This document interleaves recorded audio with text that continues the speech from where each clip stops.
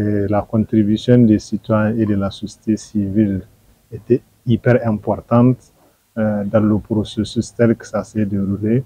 Notamment, vous savez que la conquête de la souveraineté chez nous avait commencé par la dénonciation de tous les accords qui étaient défavorables à notre pays et la mobilisation des citoyens pendant presque 3 mois pour pouvoir demander le départ des forces françaises qui étaient stationnées au Niger et qui étaient là sur la base des accords qui n'étaient pas des accords propres que nous souhaiterons avoir, donc telles que les relations gagnant-gagnant entre nous et la France. Donc je pense que ça c'est un apport important que les citoyens et la société civile avaient apporté pour la conquête de la souveraineté.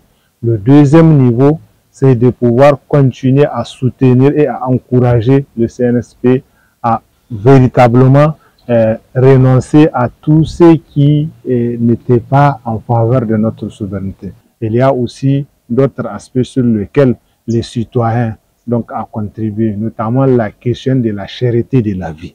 Vous vivez au Niger et vous savez aujourd'hui combien la vie coûte excessivement cher. Si c'était à d'autres temps, les citoyens allaient se mobiliser pour dire que merde à cette situation. Mais aujourd'hui, les Nigériens comprennent et soutiennent, continuer à vivre donc cette situation de la cherté de la vie. Et également, vous vous souvenez de ce qui s'est passé, les questions de coupure d'électricité, ce qui, dans certaines périodes, ce n'était pas envisageable que le Nigérien le supporte. Mais aujourd'hui, les citoyens nigériens et les acteurs de la société civile continuent à soutenir malgré toutes ces difficultés-là.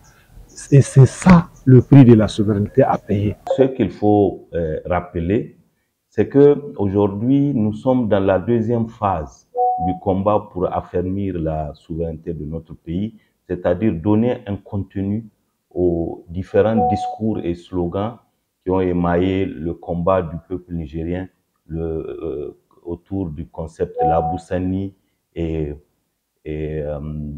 comment dire, l'Aboussani Zanchan-Kassa. Donc aujourd'hui, ce que la société civile peut faire, c'est d'accompagner le gouvernement, comme je l'ai dit, à donner un contenu à travers la participation aux grands chantiers du CNSP, notamment le projet de grande irrigation, le projet de reconquête de la souveraineté énergétique de notre pays, et dans tous les autres, comme les chantiers de l'éducation, les chantiers de la santé. Il faut que la société civile participe de manière active à donner un contenu à ces concepts de refondation, à ce concept de souveraineté.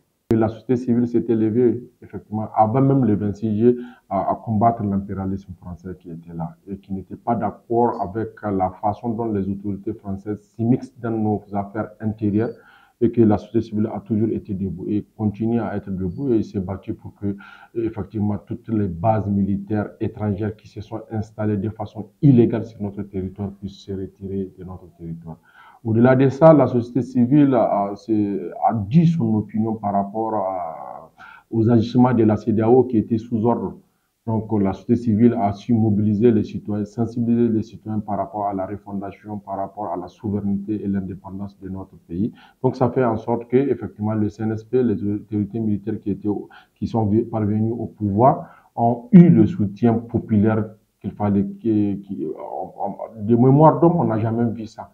Donc, c'est grâce aussi à la société civile. Et du point de vue de la gouvernance, la société civile continue son rôle de veille citoyen et continue à conseiller le CNSP dans la gestion du pouvoir et essaye de veiller à ce que les droits et les libertés fondamentales soient respectés dans le pays, malgré qu'on est en transition militaire.